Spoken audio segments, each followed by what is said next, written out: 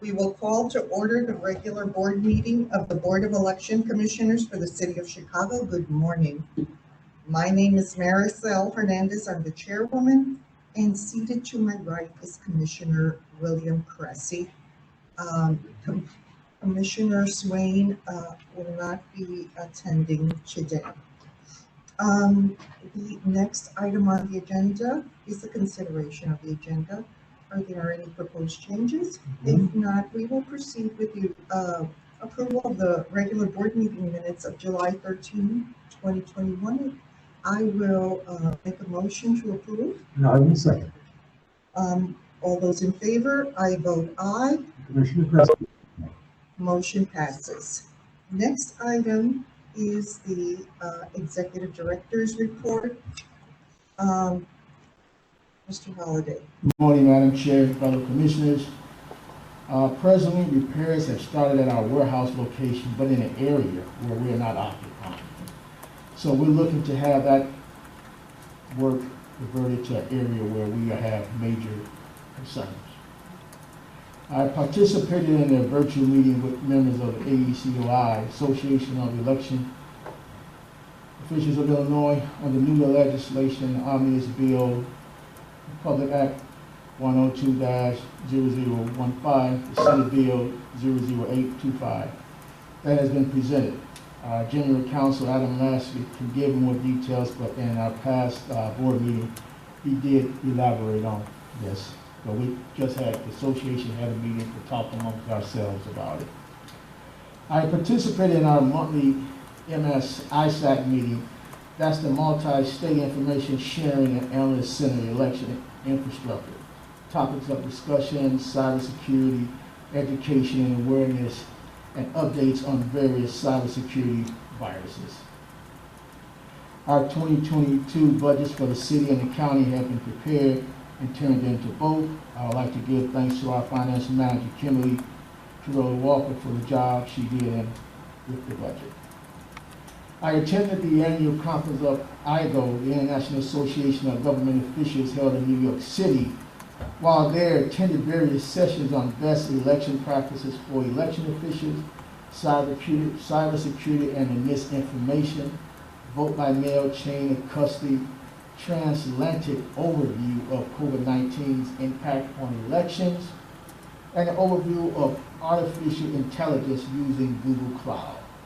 And also enabling workplace productivity in a work from home environment, and classes on policies measuring the non-financial and caution versus corrections in your election process.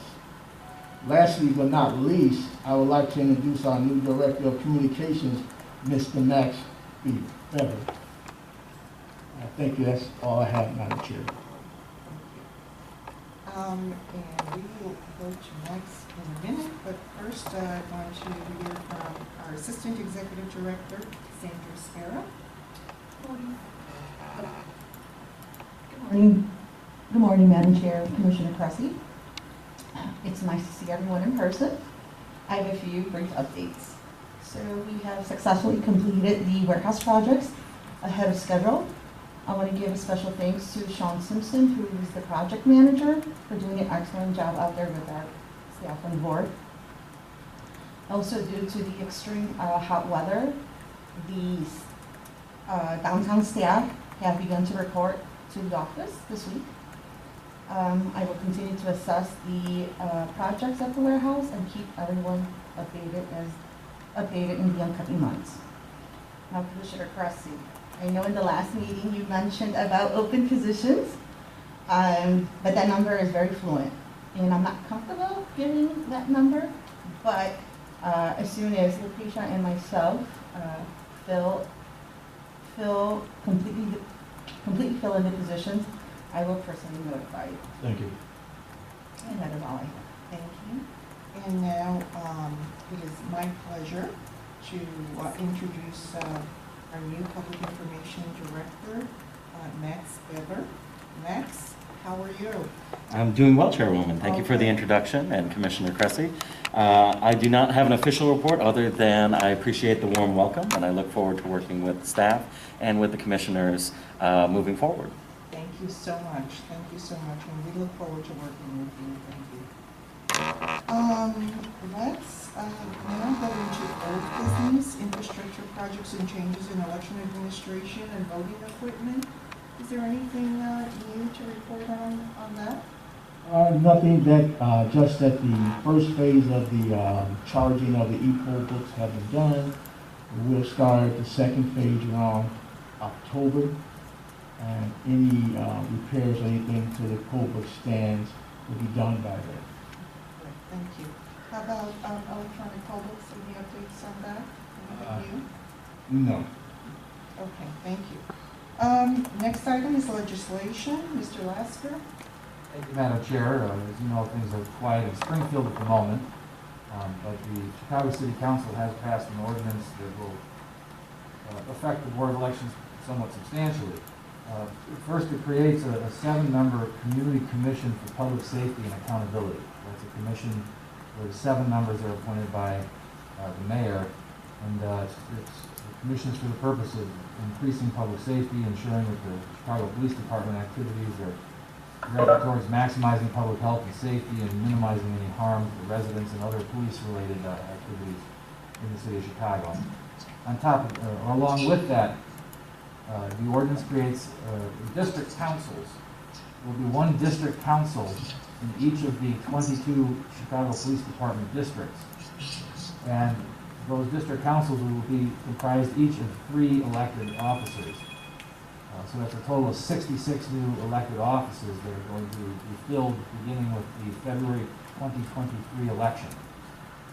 Those pursuant to the ordinance, the candidates for those positions will file nominating petitions and a statement of candidacy with our office.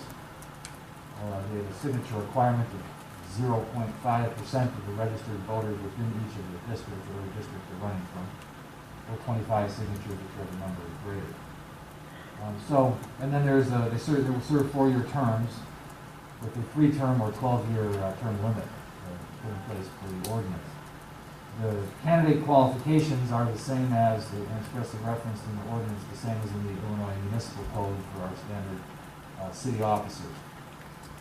We have 50 aldermen and 3 citywide positions, so we're adding 66 new positions to the election ballot for each February election on top of the 53 already existing. Of course, each ward only votes on 1 alderman. Each police district will vote for its own 3 members. And the way that will work is just like with what's very common in Illinois for other smaller municipalities is however many candidates qualify for the ballot in each district will be placed on the ballot, and then the voters get to vote for up to 3. And the top 3 vote getters will be elected in the February election. There is no mention of runoff style, so we'll have to follow up with the city's law department to see what was intended by that. As to whether it's just the top 3 vote getters, as the ordinance says, or if they then would participate in the runoff, which is not mentioned in the ordinance. So I'm thinking no. I'm thinking it's just the February election. This will, of course, substantially impact our electoral board, assuming that they are subject to those objections. The ordinance is silent on that, but the ordinance does say that they should be elected pursuant to the municipal code and the election code, so it's probable that we'll get objections filed. So we are preparing for increased numbers for that 2023 election. It is a good thing that we've recently recruited and trained a good new staff of a team of electoral board hearing officers. And so I think we'll be prepared for that, but there's going to be some new names on ballots in February 23 when we move into our municipal cycle. So that's my report on that. I'm happy to answer any questions. So is it, forgive me, I may have missed this, is this coinciding with the city elections? Yes, it'll be on the same ballot. Council, 22 police districts. Yes. I take it those district borders do not coincide with ward borders, and they can be changed, as I understand, by the police superintendent up to some point before the election, correct? That is correct. First of all, the first part of the question, you're correct, that the districts are not coterminous with, they're not the same boundaries as the wards. There are 50 wards and only 22 districts that don't follow ward lines. This will create split precincts for us, which we've never had in our local elections, because all of our precincts are contained within a ward. So we will have some split precincts during our odd-year elections now. There is a provision in the ordinance, so you are also correct that the districts are created by the police department, and there is a provision that they cannot change those borders from the start of the circulation period for the candidates through the election. So there will be a freeze on police districts unless there's some sort of emergency need for it, is the caveat that's in the ordinance. So we would then have, by the time the circulation starts, we'll have an idea of what the minimum signature requirements will be, as the districts will be frozen. That's correct. Okay, thank you, Council. Well, And does the legislation provide for the signature requirements? yes, that's provided in the ordinance, yes. Thank you. So thank you. Okay.